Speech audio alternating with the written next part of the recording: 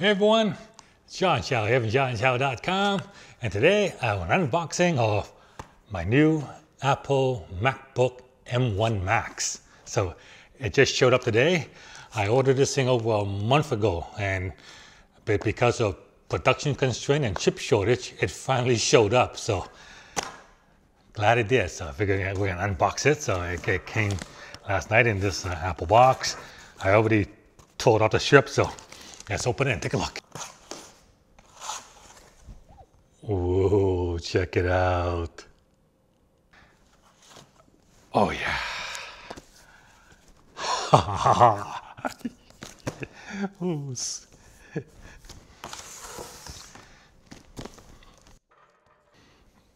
yeah, there you go. 32 gigabyte unified memory, 1 terabyte SSD, 16-inch MacBook Pro.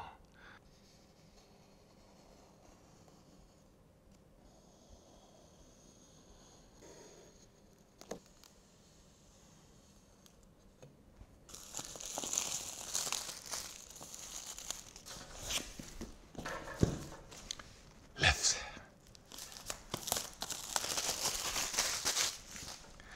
All right.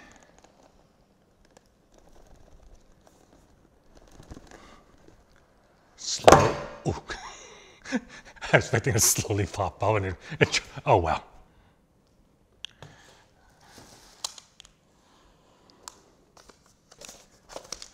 Okay, before we look at that, let's look at the accessories here. All right, this is typical Apple packaging. You know, beautifully done, fantastic fit and finish, great experience. So here we have the charging cable, MagSafe charging cable. Welcome back, MagSafe.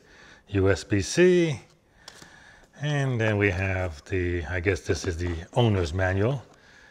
Owner's manual in there. And I think there's also some Apple stickers in there as well. Basically just a quick startup guide, one single page. And then we have the charger, 140 watt charger.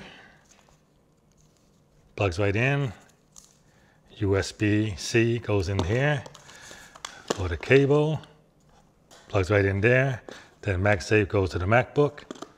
Really clean, really well done, and a lot smaller than chargers from the PC side. Oh, there you go. Black Apple logos. You know it's unique when they give you black Apple logos. Now the main event.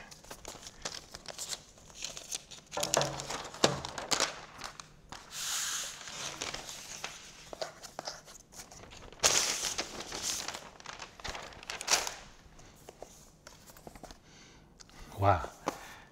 You know, this reminds me of the old MacBook PowerBooks from way back when. It has got that look. It looks amazing.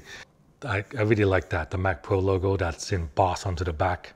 So you see the feet, the stand. Instead of a bar going across, now it's just 4 feet. And over on this side, we have the HDMI for up to 4K. A USB-C, and an SD card reader. Oh my God, finally back. No more dongles, fantastic. And then on the other side, we have the MagSafe connector, 2 more USB, and a high impedance headphone jack. So it's good to see Apple bring back ports and all this stuff. All right, let's open this up here. Oh, instant on. There you go, it's starting up for the first time. So check out the keyboard. It is now black with a black base as well. So very distinctive. Huge trackpad. And the magic bar is gone. Bring back the function key. Fingerprint scanner and power button. And it's saying hello. Okay, so what I'm gonna do is I'm gonna continue the process of setting up this MacBook Pro. And then I guess in future videos, we'll do some benchmarks and stuff, but I don't know how much you guys are interested in that kind of stuff. There's a whole bunch of videos online. It's a built-in screen reader called VoiceOver. know what? You know how to use VoiceOver. Press Command F5 now to turn it on and set up your Mac. If you would like to... No, okay. That's kind of cool, voice assistant for setting up. But yeah, what I'm gonna do is like, there's a whole bunch of benchmark. You're looking for benchmark, there's reviews everywhere out there. What I want to talk about in this video, we show the unboxing and also explain why I bought the M1 Max over the M1 Pro. So there's two versions of this MacBook, the M1 Pro and the M1 Max. The M1 Max is the top of the line. And some people have said that it's not worth it because it's like $1,000 more compared to the M1 Pro. But when you're doing that kind of comparison between the buying a base M1 Pro versus the base M1 Max, yes, the difference is $1,000, but the M1 Max comes with 32 gigs of RAM and a 1 terabyte SSD, whereas the M1 Pro starts at 512 gigabyte SSD and a 16 gigs of memory. In order for you to actually do a true apple-to-apple comparison, for the M1 Pro, you need to add another 16 gigs of RAM and another 512 gigs of hard drive space. And when you do that, the difference in price between the M1 Pro and the M1 Max is only $400. And for an extra $400, I can go to an M1 Max chip, especially with the extra GPU cores. That's worth it to me.